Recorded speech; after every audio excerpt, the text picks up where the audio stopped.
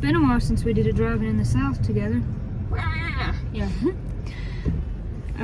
Your crazy driving motions are appropriate for today's topic. Today's topic is gonna be crazy driving stories that we have.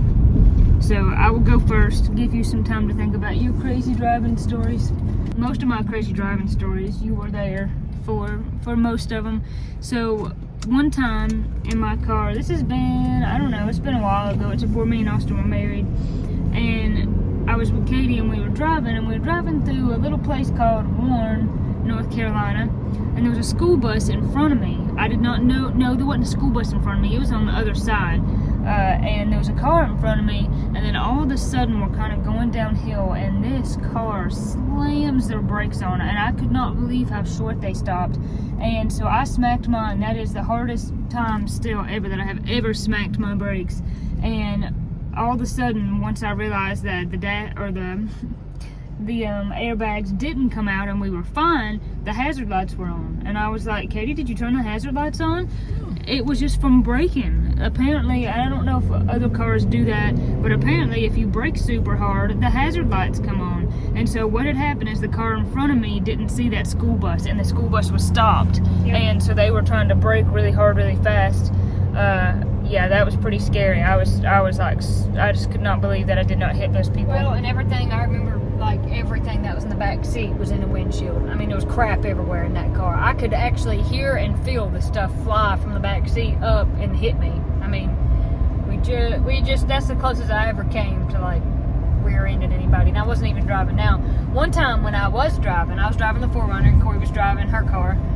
I was behind Corey at the red light, and he was a right turn, and I pulled up, and Corey stopped short, and I stopped short, and I just about hit Corey. And I thought, well, if I was going to have to rear-end anybody, you know, I'd have rather hit Corey than a stranger. One time I was at, I went through the McDonald's drive-thru for a friend. I told them, I'm coming to your house. Do you want me to pick you anything up?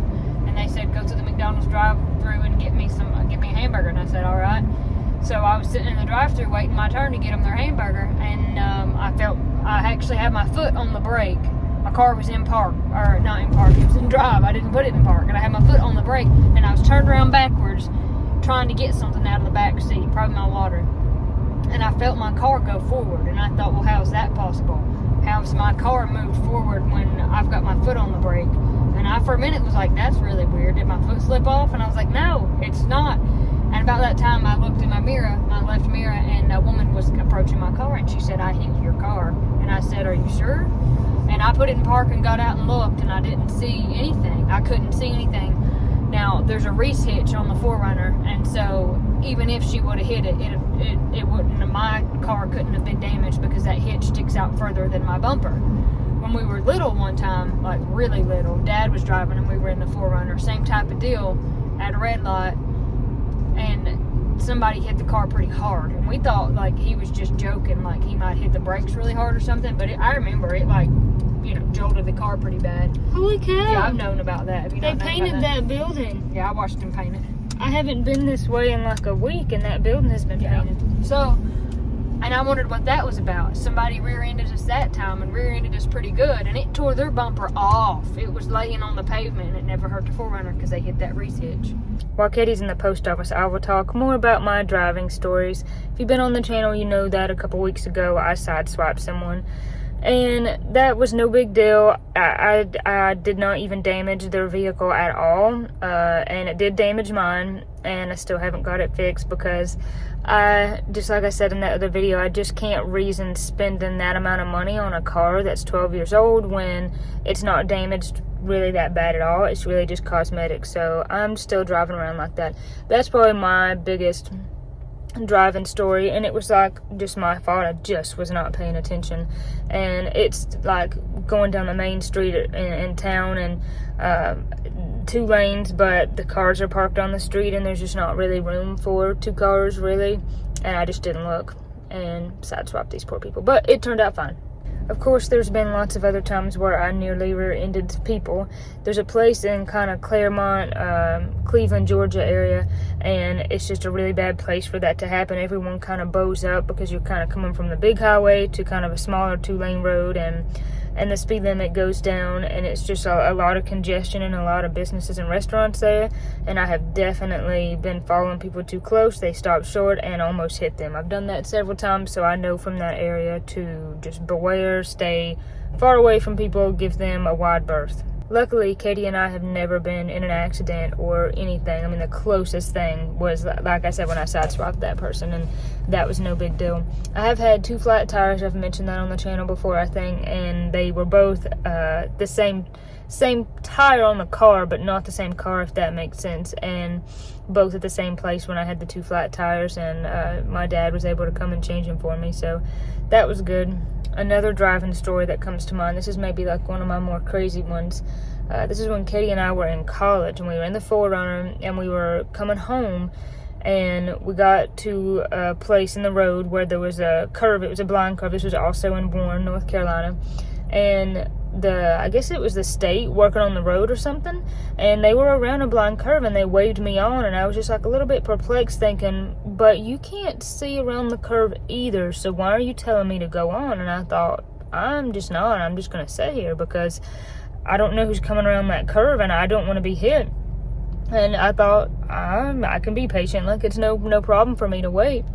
And this woman got out of this truck and just started jumping up and down, just like screaming, waving her hands for me to go on. And I thought she was going to approach my car. It's like she got so mad that I wouldn't go on, but I was like way back from them. I wasn't pressuring them at all. I was not angry. I was just like, that's fine. I'm just going to be patient and wait my turn because I don't want to hit someone. So that was pretty crazy. I never really did figure out why that made her that mad. So those are really all the driving stories that I can think of at the moment. I'm sure that maybe I have more, but that's all I can think of. So now it's time for you to tell some more stories, Katie. Well, I think of one cringeworthy, like, every time I think about it, I just cringe bad. A story when I was young, probably 15, maybe 16, and I didn't exactly have a legal license. I mean, I had a permit, a driver's permit, and so you had to be back, don't drive at night, which I didn't do. Lord, I still don't. I don't like doing it now. But anyway, where we lived, there's kind of, at that point, that housing development wasn't doing so hot, so there was just a paved road, but there really wasn't anybody that lived up there. And so I thought, I just wanted to drive, and I knew better than to pull off our state road and get on the highway. I just like to drive, and I was in that 4Runner, and I thought, well, I'll just drive. Well, I drove up there, and I thought, this is good. Okay, I'm ready to leave. I was starting to feel bad because I said I was just going to get the mail. And I realized pretty quickly that what am I going to do? I've got myself into somewhere that I don't have anywhere to turn around and back out of. And that this time I can back anywhere. I back backwards from the mailbox just because I can. I could have backed anywhere. It wouldn't be a problem now. But then, being a new unexperienced driver, I'm like, I can't do that. So what I did is, what they had done there is the pavement kind of just come out and dead end and kind of pretty steep, probably more than a 45-degree angle, probably like a 60-degree angle. There was a gravel road that started downhill and it ended. That was probably just somewhere for them to turn their equipment around, or maybe they thought they were going to put a driveway, a house down there, and they never did. Well, it was steep. And I thought, that's the only place I'm going to be able to turn around. I can't back out of this. So I started off down through there. And because it was so steep, my car started sliding. And it was essentially just sliding off the mountain because it was just woods below it. And my tires were locked up, and I just panicked. And I put the car in park, and I pulled the emergency brake, and I got out, and I started walking around the car, and I just was like about to cry. And I didn't want to tell anybody about what I'd done or where I'd been, because I knew I was going to be in trouble. So I started praying, and I was like, God, I'm going to get back in this car. I'm going to put the car in drive, or reverse. Put it in gear, and I'm going to put one foot on the brake and one foot on the gas, and I'm going to pretend like this thing is a stick shift, and as soon as I take my foot off the brake, the car's going to want to roll forward, and I'm going to slam it in reverse and see if I can't get backed up out of here, and I promise I won't come back.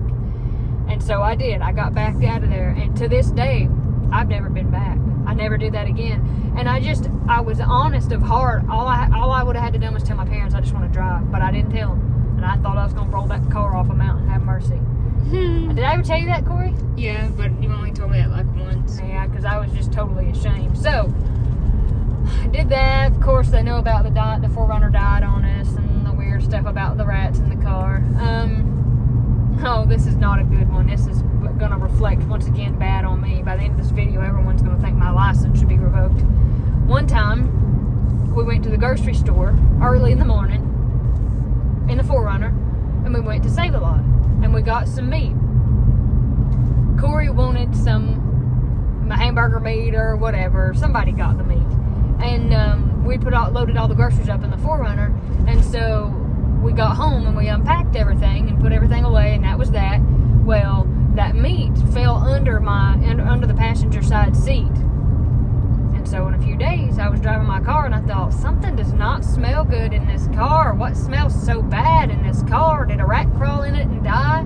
Did I leave trash in it? And I looked it over and I didn't see anything. The next day I got in there and I was like, ho! And it was hot. I mean, this was probably, I know it was at least still 60 and 70 degrees outside when this happened, because I remember thinking, like, man, when the car gets hot, it smells even worse. And I couldn't find what it was, and And I, honest to God, probably drove around with that meat in my car for 2 weeks until I figured out what it was. That is so sick. Oh, it was bad. And when I figured out what it was, I can't believe it, but none of the meat or the blood in the meat or anything like that had leaked out of the plastic wrap. But let's just say it looked more like soup than meat. When I found it, man, it was nasty. I don't remember that. Nah, you might not remember it, but it was pretty rough, I'm not gonna lie. It was pretty rank. Sick. Yeah, there's really only been like a few other times that I thought like I was in trouble or I did something stupid in my car. One time I put a new air freshener in my car. Comment below and tell me what you think about the black ice air freshener, like car freshener. It stinks. Well, I got one time and put it in my car, and I didn't know how strong it would be, and so I just, took the little plastic part off, hung it on my mirror, shut the doors, and the next day I went to get in my car, and I just about couldn't drive it. I was like suffocating. Oh, that was my seat that popped forward, scared me. Way too strong, because I've done stuff like that and been like, this just does not feel good to drive in. I can't even breathe in this car. I've had like just annoying things. Like I have a tape collection and a CD collection, and right now I left my CDs with Nick in his car. I haven't had them in a while, and this car will play CDs and it has an aux cord. I don't have an aux cord because nothing I've ever owned is new enough for that, but Nick let me borrow his aux cord. And my 4Runner will play tapes and CDs, but it doesn't always play CDs. It'll eat them or won't give them back, and it'll go a few weeks like that, and I can only do tapes, and then it'll give the CDs back. My truck plays only tapes. Nick has a similar situation. His truck will play CDs and tapes, but right now the CDs don't work, and sometimes the tapes don't work, but he has tapes for that. And his car will, of course, do CDs and the aux cord, but I have his aux cord, and he can't drive his car because some bears came to his house and tore the tail out off his car. Tore it slap off. They smelled trash in the trunk. So he's also had his fair share of the vehicle stories. One time he had a little 2-wheel drive like Mitsubishi truck, and he said he loved it. It got great gas mileage. It was a little 4-speed or something like that, and he said it was great. And one day he went outside to get in it, and he was going to go down the hill, and he has a steep driveway, and something happened. He slipped a gear or something, and it got out of control, and he couldn't stop it. And he said, I was going 45 miles an hour down my driveway just trying to get it stopped, and he said he couldn't. And his mom and dad saw what was going on, and they run out there because they thought that he was... if you saw his driveway, you would know that it was only by God's grace that he didn't wreck and die. It was total disaster town. He couldn't get stopped. Alright, we made it home. Those are some of our driving stories. Comment below, share some of your driving stories. Thank you for watching. And whatever you do, you gotta remember, if you are not eating nerds while you drive, you're doing it wrong. That's right. God bless you. We'll see you on the next one.